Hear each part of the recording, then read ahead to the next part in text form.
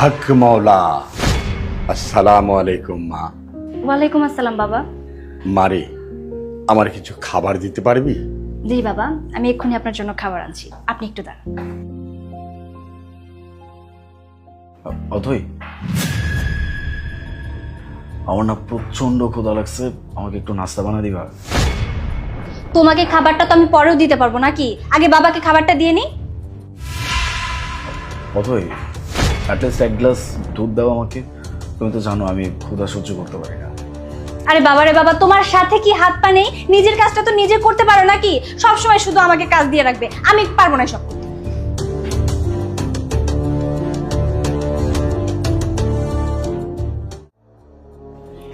এই নিন বাবা। হক মৌলা, সব সময় সুখী থাকিস মা। বাবা, আমার তো সেই সুখে থাকার কোনো উপায় নেই, আপনি কি বলতে পারবেন যে কিভাবে সুখ আনা যায়? হক মৌলা, আল্লাহ চাহে তো সুখ হতে পারে রে মা। তুই যদি তোর ঘরে সুখ আনতে চাস, তাহলে প্রথমেই তোর ব্যবহার পাল্টাতে হবে।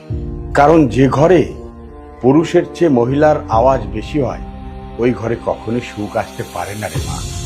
ওই ঘরে উপরওয়ালার রহমত কখনো আসতে পারে না রে মা। তোর সুখ তোর হাতেই।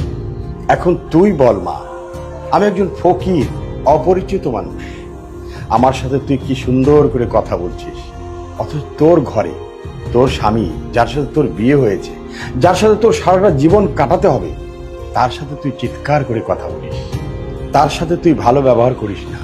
তুই তাকে এমন বোঝাস যে তোর কথাই মনে হয় সংসার চলে। এখন তুই বল মা, তুই যদি তোর স্বামীর সাথে এমন ব্যবহার করিস, তাহলে তোর স্বামী কি খুশি থাকবে? এখন তোর স্বামী যদি সুখী না হতে পারে, তাহলে কি তুই সুখী হতে পারবি রে মা? আর তোরা দুজনে মিলে যদি সুখী না হস, তাহলে এই সংসারে সুখ আসবে কিভাবে?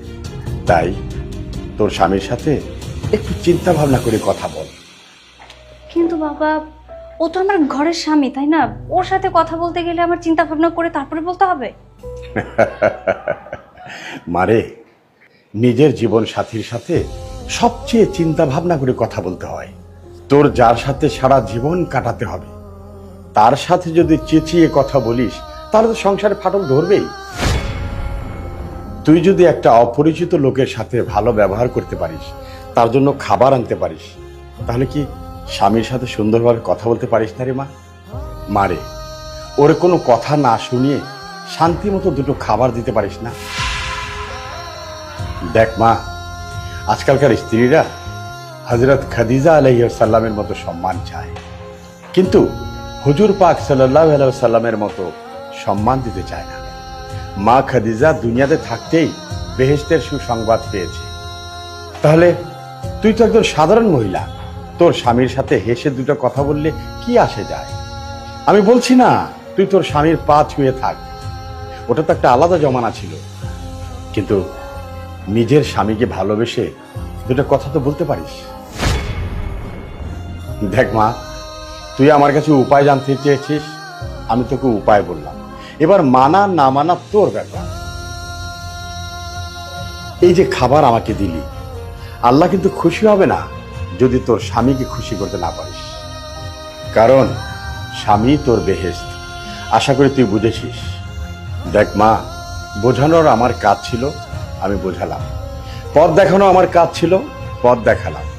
আর সেই পথে চলা তোর কাজ না। হক মাওলা।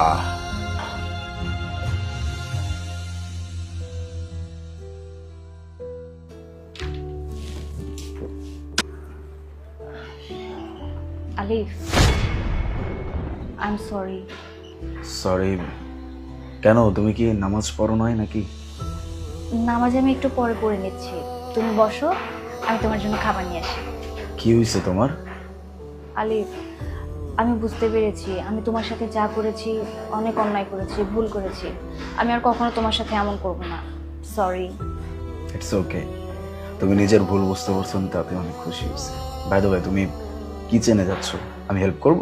আরে না না, আমাকে কোনো হেল্প করতে হবে না, তুমি বসো, আমি তোমার জন্য খাবার নিয়ে আসছি। ঠিক আছে।